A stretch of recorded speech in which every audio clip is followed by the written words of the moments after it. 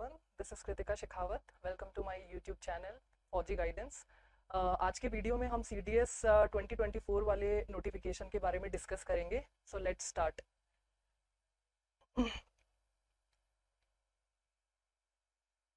This is a brief introduction about me. My name is Kritika Shekhawat. I am All India Rank 36 through UPSC CDS entry.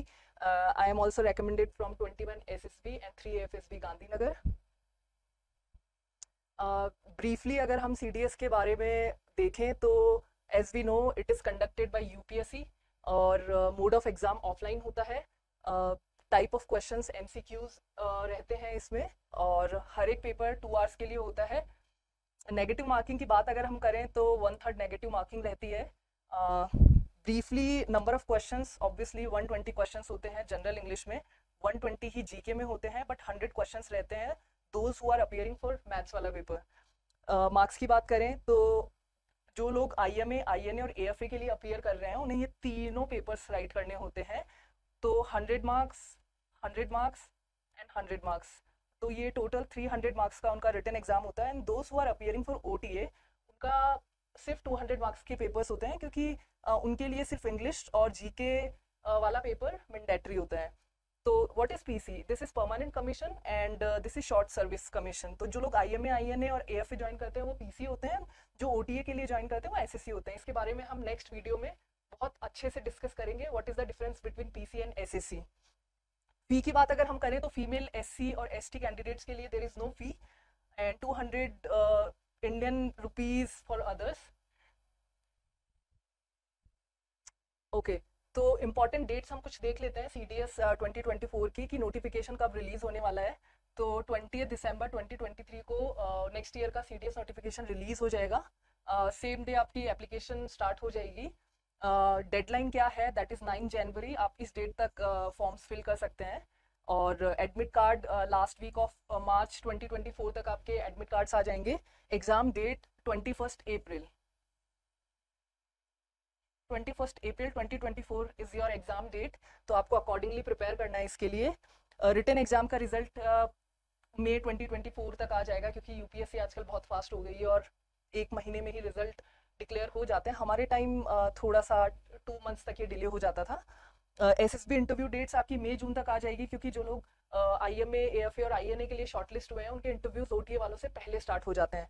सो अगर आपकी ये preferences हैं तो आप जनवरी 2025 में आप अकेडमी ज्वाइन कर लेंगे. This is the academy joining month. And अगर आप OTA के लिए सेलेक्ट होते हैं और SSB क्लियर करते हैं तो आप अप्रैल 2025 में अकेडमी ज्वाइन कर लोगे. सो बेसिकली क्या होता है, जब आप IMA, INA एंड AFA जब आप ये 3 अकेडमीज ज्वाइन करते हैं तो इनकी कमीशनिंग जनवरी और जून जुलाई में स्टार्ट होती है. And if you join OTA तो अप्रैल एंड अक्टूबर में आपका ज्वाइनिंग मंथ रहता है. ये सारी एंट्रीज के लिए सेम है. नेक्स्ट अगर हम बात करें तो क्वालिफिकेशन ऑब्वियसली कि कौन लोग इसके लिए एलिजिबल है कौन नहीं है. IMA और OTA के लिए तो सिंपली आपके पास में डिग्री होनी चाहिए, BSc, BA, BCom, XYZ किसी भी सब्जेक्ट में. You should be a graduate. INA की हम बात करते हैं because INA is Indian naval academy, तो उसके लिए आपके पास में इंजीनियरिंग की डिग्री होनी चाहिए. You should be a BTech. और AFA के लिए 2 कंडीशंस हैं, या तो आपके पास 10+2 लेवल पे फिजिक्स और मैथ्स होनी चाहिए, या फिर अगर आपने बैचलर ऑफ इंजीनियरिंग की है then you are good to go. So those who have had physics and mathematics at 10+2 level they are eligible for it. and अगर आपने BTech किया then obviously you are eligible for it. Age criteria INA और IMA का similar है, that is minimum 19 maximum 24. और अगर आप इस ब्रैकेट में फिट हो रहे हैं तो आप एलिजिबल हैं. AFA के लिए 20 मिनिमम एज है, 24 मैक्सिमम है. अगर आप इस ब्रैकेट में फिट हो रहे हैं, अगर आपकी डेट ऑफ बर्थ इस ब्रैकेट में फिट हो रही है then you are eligible. And OTA के लिए 19 मिनिमम 25 मैक्सिमम. अगर आप इस ब्रैकेट में फिट हो रहे हैं then you are eligible for it. So कई लोगों का ये डाउट रहेगा कि अगर सपोज 1 जनवरी 2000 अगर किसी की डेट ऑफ बर्थ है तो क्या वो एलिजिबल है फॉर OTA? नो, ही और she is not eligible for it. एक दिन का भी फर्क आ जाता है। सिमिलरली यहाँ पे अगर आपका डेट ऑफ बर्थ 1 जनवरी 2001 है, you are not eligible. Similar same pattern रहता है, तो उससे कोई फर्क नहीं पड़ता है कि सिर्फ अगर एक दिन कोई छोटा है या एक दिन कोई बड़ा है। ये ब्रैकेट है, अगर आप इसमें फिट हो रहे हो तो आप देख सकते हो कि आप कौन सी अकेडमी के लिए एलिजिबल हो। उसके अलावा आपको एजुकेशन क्वालिफिकेशन भी मेक श्योर करना पड़ता है, क्योंकि अगर आप सिर्फ नॉर्मल डिग्री होल्डर हो तो आप सिर्फ ओटीए एंड आईएमए के लिए एलिजिबल हो। अब कई लोगों को ये डाउट रहता है कि फाइनल ईयर स्टूडेंट्स या फाइनल सेमेस्टर वाले स्टूडेंट्स इस एग्जाम के लिए अपीयर कर सकते हैं या नहीं। Yes, they can appear for it, but इसकी 2-3 टर्म्स एंड कंडीशंस होती है जो आपको पूरे प्रोसेस में फिल इन करनी रहती है। अगर आप कहीं भी थोड़ा सा भी लैग कर जाते हो तो आपका एग्जाम कैंसिल हो जाता है, या आप ज्वाइनिंग नहीं ले पाते हो, या बहुत सारी चीज़ें होती है। जैसे कि सबसे पहला है कि आपकी कोई भी बैकलॉग नहीं होनी चाहिए when you are appearing for this exam, क्योंकि अगर आपकी बैकलॉग है तो एग्जाम तो आप अपीयर कर लोगे, बट एसएसबी इंटरव्यू में आपको घर भेज दिया जाएगा। दूसरी चीज़ कि जो लोग फाइनल ईयर या फाइनल सेमेस्टर में हैं, उनको एक फॉर्म सबमिट करना रहता है एसएसबी इंटरव्यू के टाइम पे, जो कि आपकी यूनिवर्सिटी या कॉलेज एक प्रूफ देती है, जिसमें ये रहता है कि आप जो डिग्री, आपकी पर्टिकुलर डिग्री इस पर्टिकुलर डेट से पहले खत्म हो जाएगी और आपकी पर्टिकुलर डिग्री आ जाएगी। क्योंकि एसएसबी इंटरव्यू में ऑफिसर्स ये मेक श्योर करते हैं, जो आपके असेसर्स हैं वो ये मेक श्योर करते हैं कि आप अकेडमी ज्वाइन करने से पहले at least you are a graduate, या एटलीस्ट आपकी डिग्री कंप्लीट हो जानी चाहिए, क्योंकि फिर बहुत इश्यूज क्रिएट होते हैं।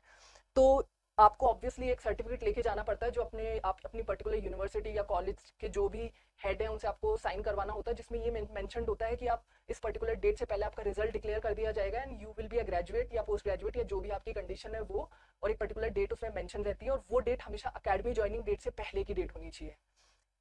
उसके अलावा आप अगर सपोज आप एसएसबी इंटरव्यू देने गए और आपकी प्रेजेंट में कोई बैकलॉग है, ये मैंने किस रीजन से बोला था कि अगर आप एसएसबी इंटरव्यू के लिए अपीयर होते हो और आपकी कोई प्रेजेंट बैकलॉग है, वो आपको अपीयर नहीं होने देंगे, आपको डॉक्यूमेंटेशन में बाहर कर दिया जाएगा।